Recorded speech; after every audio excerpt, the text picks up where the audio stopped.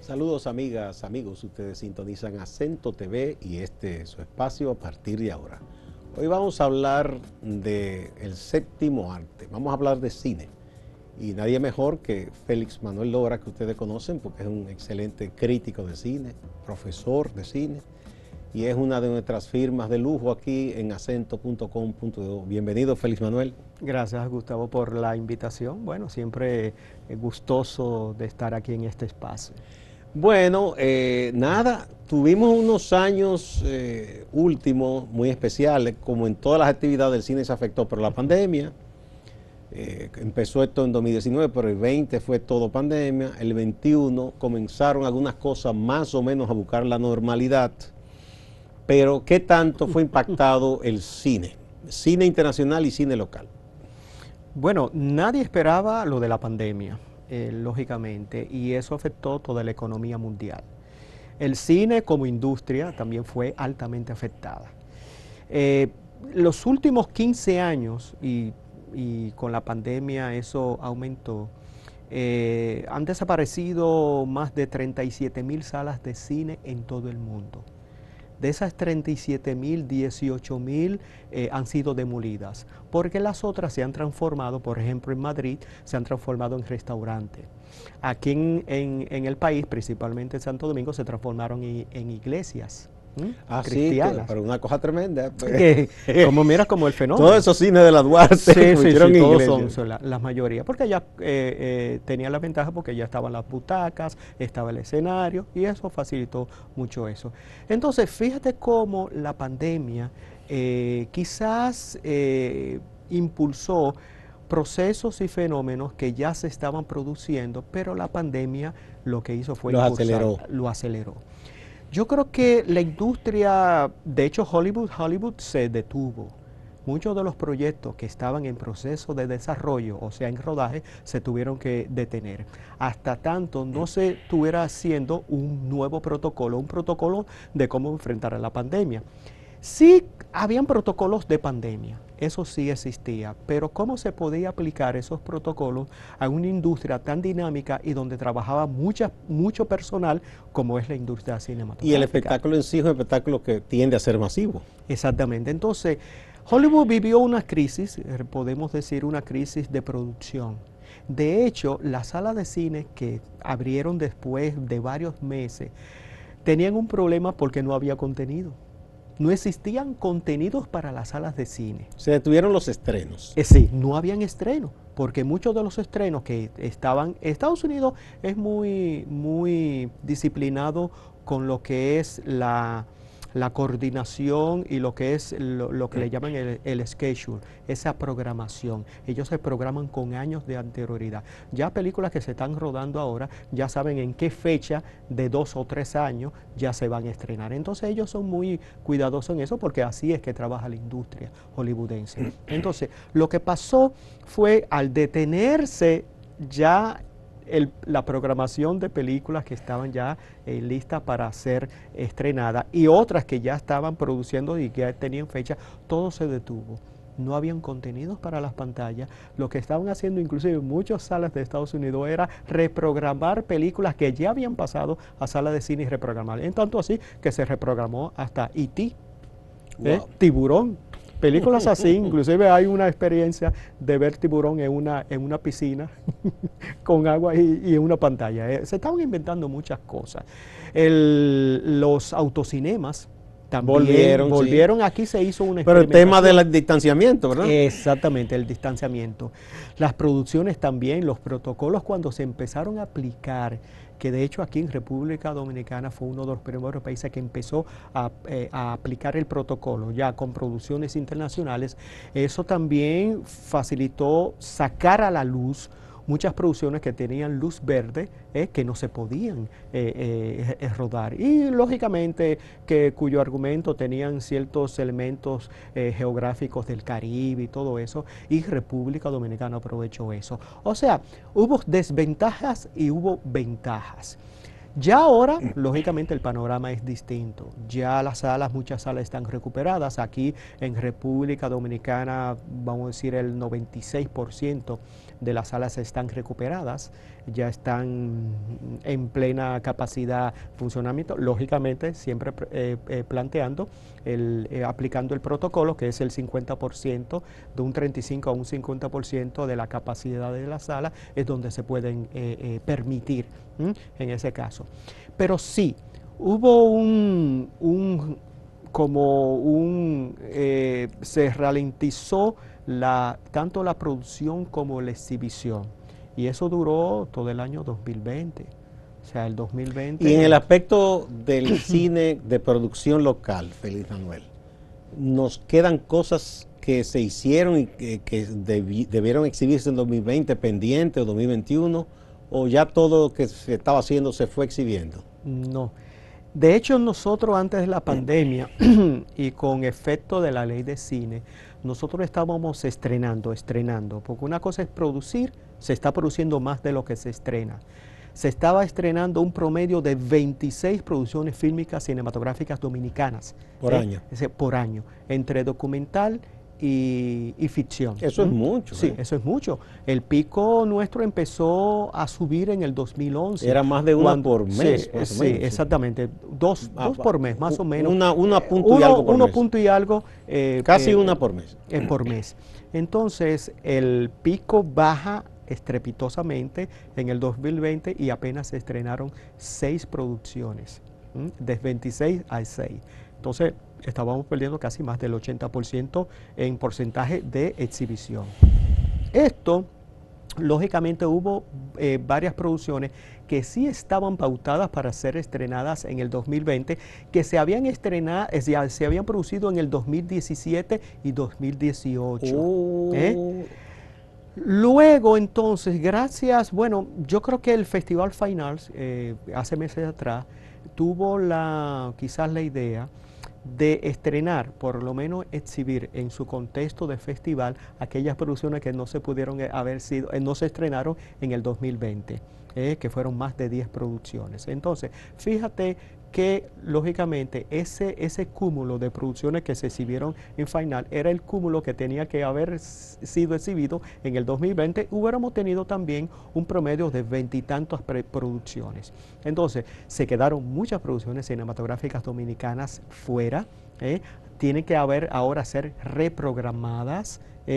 Lógicamente, reprogramar una producción dominicana no es tan fácil como parece, porque todas las compañías exhibidoras tienen una programación anual. Estamos hablando solamente que tenemos 52 semanas en el año.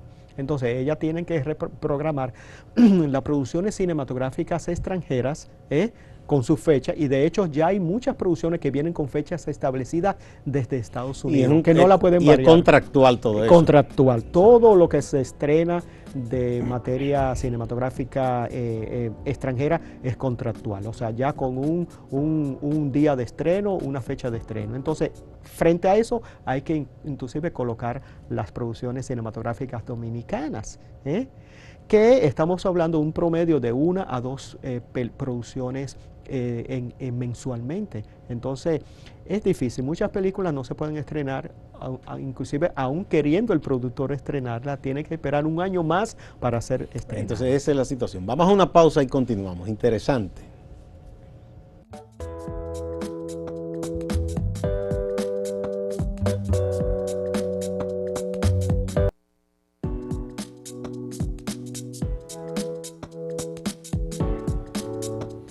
Hoy hablamos de cine con el crítico de arte y profesor también de cine, Félix Manuel Lora. Entonces, esa es la situación. O sea, digamos que hay una fila, una espera ahí de producciones dominicanas, pero que no es tan sencillo, porque una cadena de cine que tiene sus costos y tiene su compromiso con esas productoras internacionales, simplemente no puede decir, no, viene la tuya y quito esta. Y los estrenos se hacen regularmente a partir del jueves, sí. No se hacen martes ni lunes. No, fíjate, te decía Gustavo, que es una programación inclusive muy rígida, tiene poca flexibilidad. porque hay compromisos, primero los compromisos extranjeros de estreno de películas extranjeras, principalmente estadounidenses. Nosotros consumimos quizá el 90% de las producciones fílmicas que se estrenan son norteamericanas. Hay otros porcentajes que se manejan que son ya de Iberoamérica. ¿Cómo se contrata ahora, Félix Manuel, una película? Porque antes nos recuerdan los años que las grandes productoras hollywoodenses tenían oficinas aquí. Metro-Goldwyn-Mayer creo que estaba en la Independencia, era. Había otra de Paramount, otro sitio y así. ¿Cómo se hace ahora? ¿Cómo los dueños de la cadena de cine con quién negocian? Si eso es virtual, ¿cómo es la cosa ahora? No, ahí tenemos dos, vamos a decir, dos compañías exhibidoras en República Dominicana. Por un lado está Caribbean Cinema y por el otro lado está Palacio del Cine, que es películas internacionales separadas. Es como la compañía que trae.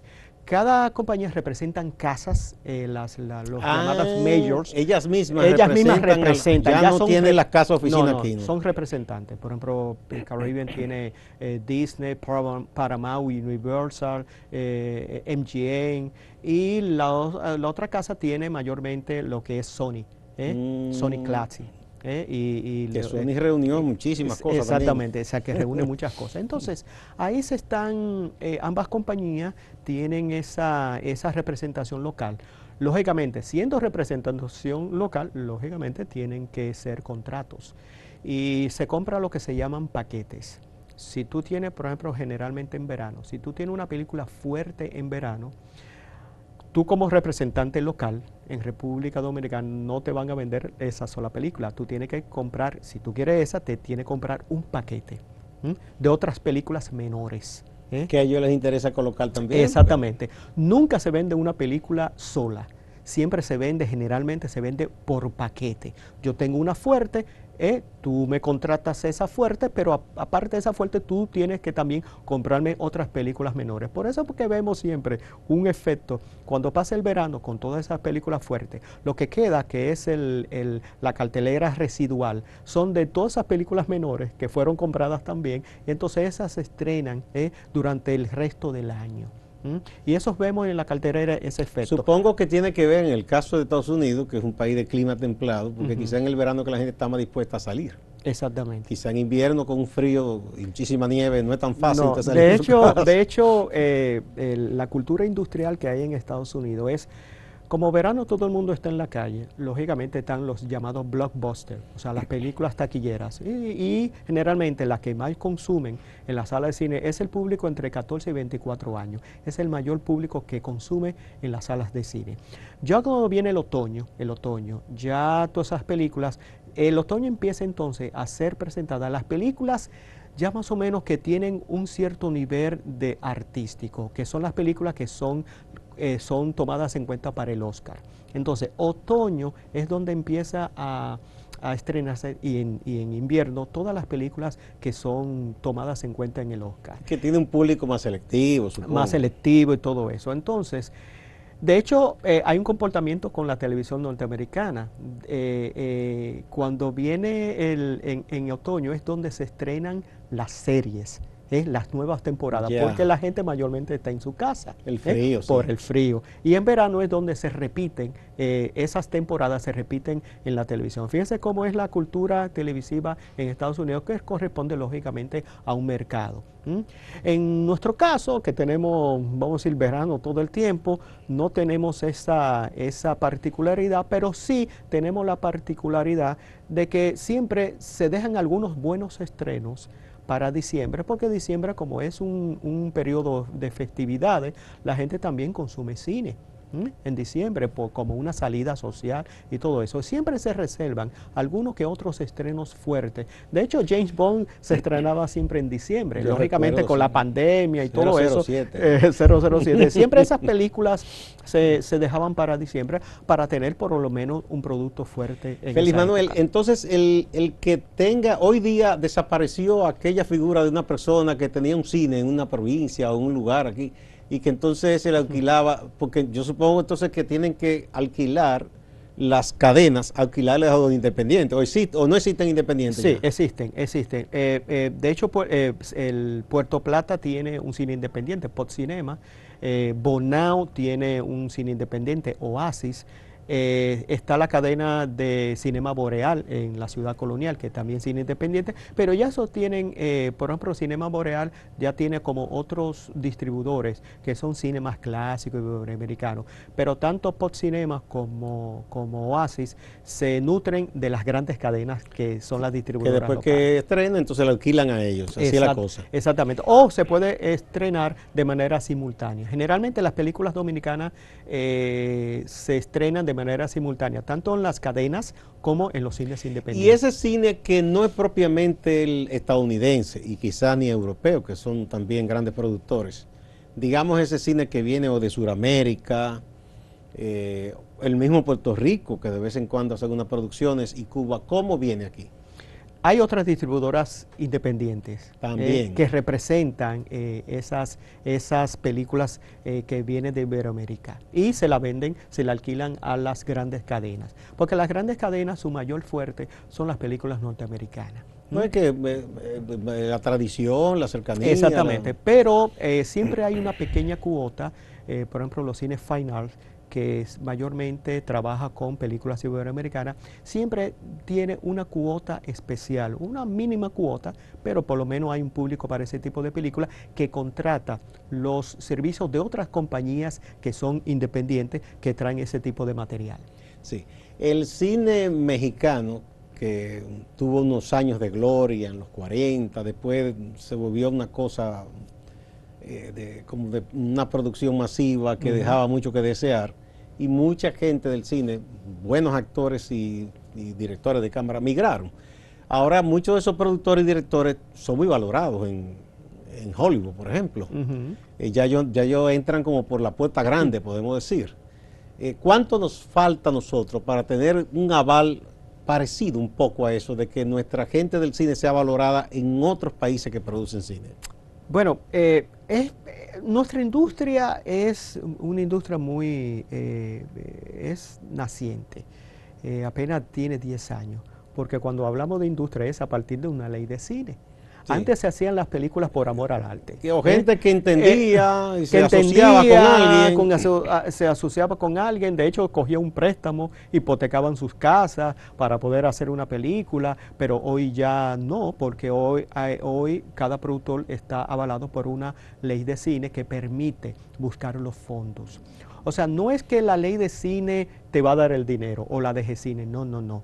Hay un artículo, tanto el 39 como el 34, que permite a un productor buscar en el mercado, buscar patrocinadores, y le dice a ese patrocinador, mira, si tú me das invierte en una película dominicana, lógicamente se te va un certificado, ese certificado tú lo puedes mostrar en la DGI como parte de tu inversión, y ese monto que tú inviertes en las películas te es, vamos a decir, rebajado dentro de lo que es el pago de impuestos. Sí, ese es el aliento, el incentivo. Es el incentivo, porque es una ley de incentivo.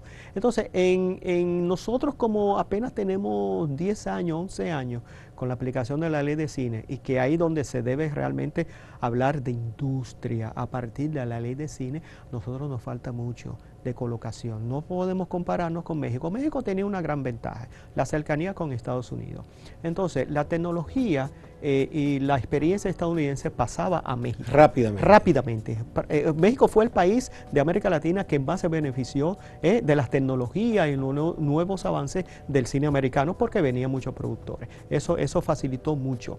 Entonces nosotros, como estamos en una cuenca caribeña, no somos continente, no es mucho más difícil en ese sentido. Pero tenemos que seguir trabajando. Quizás lo que nos toca a nosotros es producir más. En la medida que produzcamos más cine, en esa misma medida vamos teniendo más experiencia y vamos colocando poquito a poquito. Eso es un proceso. Todos los países lo han hecho. Poquito a poquito colocar nuestros productos visibilizados en otros mercados. Bien, vamos a otra pausa y volvemos.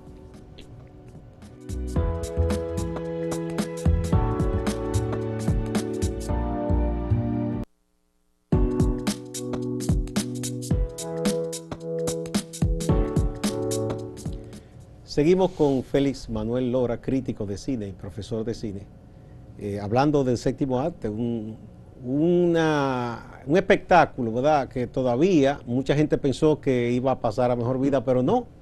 Pese a todo el impacto de las tecnologías, la nueva experiencia de la televisión, como llaman en demanda, la serie, pero sigue ahí el cine.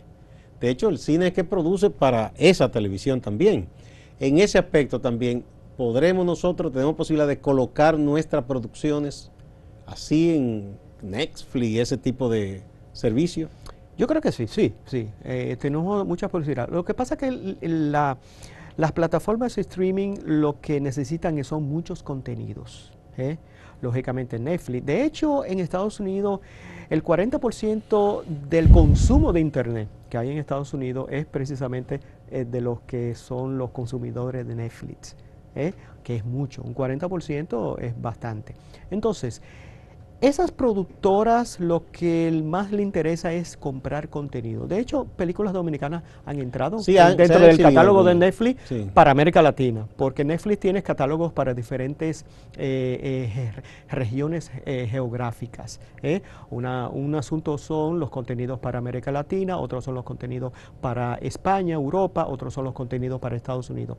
Pero siempre esas plataformas están en búsqueda de compra de contenidos. O sea, las posibilidades que tenemos nosotros de colocar películas y producciones en esas plataformas de streaming son muy altas. Sí, son porque ellos se nutren precisamente de eso, de compra de contenidos. Ya colocar nuestras producciones de manera teatrical o en salas de cine es mucho más difícil. Estados Unidos prefiere mejor hacer una versión, comprar los derechos y hacer una versión americana de una película europea, por ejemplo, o una película latinoamericana, como sucedió con Nueve Reinas, que pasó a ser Criminal en Estados Unidos, que fue un bodrio. Hasta la telenovela Betty la Fea hicieron una versión americana. Exactamente. Estados Unidos como mercado. Y con el mariachi también. Sí, Estados Unidos como mercado no le interesa dejar entrar producciones cinematográficas extranjeras hacia su mercado. Mejor compra los derechos y hace una versión. Yo te hablaba ahorita americana. de México, ¿verdad? Las situaciones que vivió en distintas etapas de su cine, pero igual muchos años atrás el cine español era visto a menos. O sea, sin embargo, yo creo que ahora tiene mucho más prestigio el cine español. Tanto México como España vivieron quizás procesos iguales, idénticos. Las famosas mexicanadas y las famosas españoladas, mientras México se tomó el tema de los mariachis, los rancheros, España tomó el tema de la juventud a go-go y todas esas películas de toreros, todo eso. Este niño que cantaba, que hicieron muchísimas Joselito. Joselito. Lo explotaron lo explotaron muchísimo y al final quedó sin dinero. Sí, tristemente que había un problema de droga y todo. Sí. Entonces, todos los países, tanto los mexicanos, que tuvo su crisis en los años 80, porque venían ya esas películas de arrabales. Entonces conectó nuevamente ya finales de los años 90 con González Iñárritu cuando hizo Amores Perros. Eso le dio un impulso nuevamente al cine mexicano y los españoles hicieron también con una nueva camada de realizadores realmente. Con Trueba, hoy por hoy, Almodóvar, esa gente. Lo que pasa es que tanto México como España, aparte de cine, producen televisión, lo que nosotros no producimos. México produce series de televisión y las telenovelas, que son su producto de mayor exportación. España ahora está produciendo series de televisión precisamente para Netflix y otros. La Casa de Papel, eso ha sido un boom. Fue un gran boom. Entonces, fíjense cómo esas industrias tienen también diversificación dentro del mercado. Nosotros solamente nos estamos enfocando en el cine, no en la televisión, que sería también un elemento para tomar en cuenta. La televisión en República Dominicana sería un próximo paso y tal vez necesite de una legislación especial. Exactamente. Bien, muchas gracias Félix Manuel, gracias, siempre aprendemos muchísimo contigo, yo creo que el público también. Ya ustedes saben, sigan a Félix Manuel Lora en sus trabajos acá de comentando películas en acento.com.do y siempre al día en todo lo que acontece en el cine nacional e internacional. Muchas gracias y no se vayan, que hay más en Acento TV y Acento Portal.